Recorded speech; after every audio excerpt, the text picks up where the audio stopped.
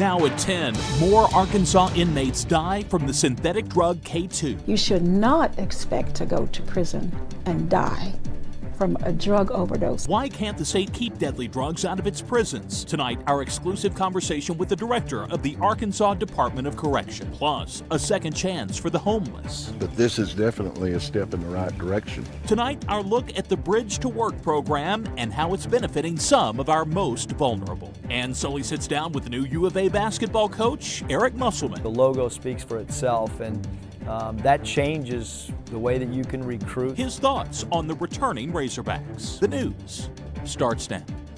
From the station that's on your side, awarded the Regional Edward R. Murrow Award for Newscast Excellence.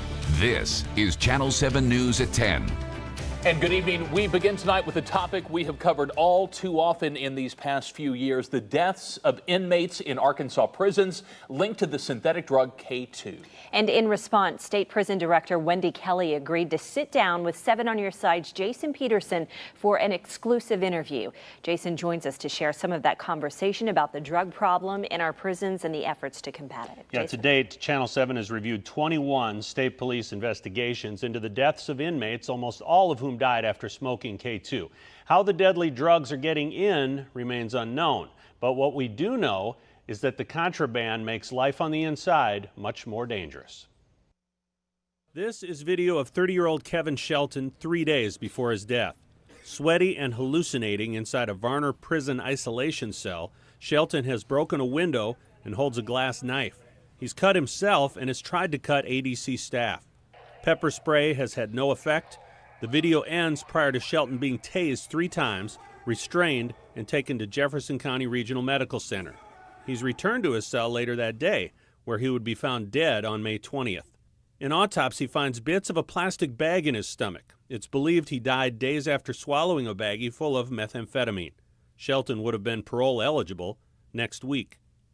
State police investigations obtained under the Arkansas Freedom of Information Act and reviewed by KATV show that the deaths of Shelton and 4 other inmates can now be attributed to illegal drugs. The other 4, Christian Smith, Ronnie Martin, Stephen Cancer, and Edward Morris, died after smoking K2. No explanation as to how the drugs are getting into Arkansas prisons has been provided. In Shelton's case, no evidence was uncovered to indicate where Mr. Shelton received the methamphetamine. In Smith's case, the investigation did not reveal how or where inmate Smith obtained the K2. And in Martin's case, no investigative leads were developed as to how the victim was able to obtain the substance. An interview with Martin's cellmate didn't produce much information. All this stuff ain't coming in off visitation. Right.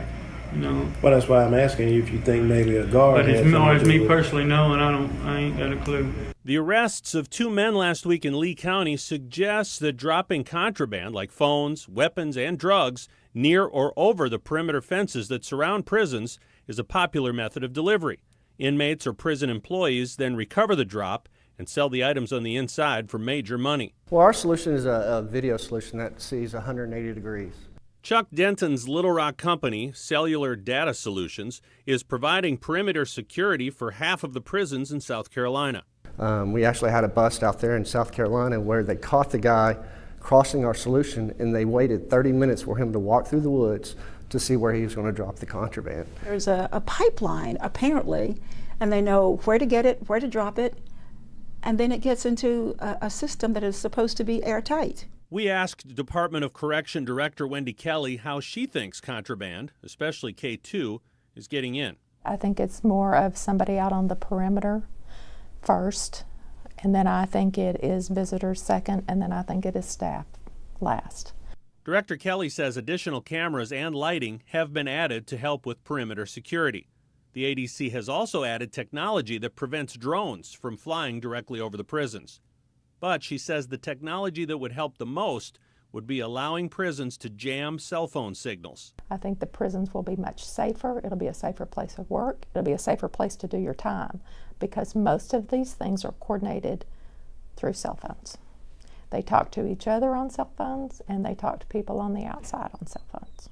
State Senator Joyce Elliott has been one of the more vocal critics of the ADC's inability to figure out how illegal drugs, weapons, cell phones, and other contraband get into Arkansas prisons. It bothers me that we are not handling this, I think, with efficiency and with humanity the way we should. You should not expect to go to prison and die from a drug overdose of all things. Now, Director Kelly says that hiring more employees, discouraging people from putting money on the accounts of inmates who they don't know, and getting prosecutors to charge people caught smuggling contraband would also all be deterrents in this battle. Yeah. I'm wondering about other states. Are inmates dying after smoking K2 in other states as well? Yeah, Arkansas is not alone in this. In fact, a couple weeks ago, 4 inmates in Kansas died, and North Carolina, Oklahoma, and Florida, they're considering contracting with CDS here in Little Rock to add perimeter security outside of their prisons. Director Kelly also wants to point out that most Arkansas inmates are not causing problems. In fact, over 700 of them just earned their GEDs. Okay, very good, Jason. Thanks so much for your report. Your Metro First Forecast.